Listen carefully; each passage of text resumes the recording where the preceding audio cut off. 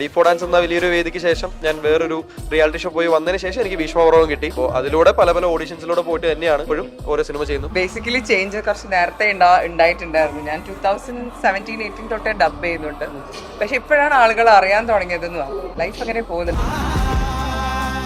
നമുക്കും ഒരു ഫാമിലിയുടെ ഒരു ഫീലേ ഉണ്ടായിരുന്നുള്ളൂ. ബിക്കോസ് മൈൽ സ്റ്റോൺ മേക്കേഴ്സുമായിട്ട് എനിക്കും ഒരു 2-3 വർഷമായിട്ടുള്ള പരിചയമാണ്.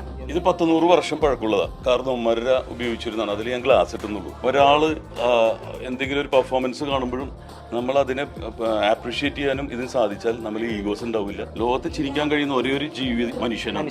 ആ മനുഷ്യൻ ചിരിച്ചില്ലെങ്കിൽ പിന്നെ എന്താ കാര്യം? വെളിച്ചപ്പാട് ഈ വാളെടുക്കുന്നത് എന്തുകൊണ്ടാണെന്ന് അറിയാമോ? എന്തിന് ഇങ്ങനെ ചെയ്യാൻ? Right answer. എല്ലാവർക്കും ഒരു വലിയൊരു കൈ.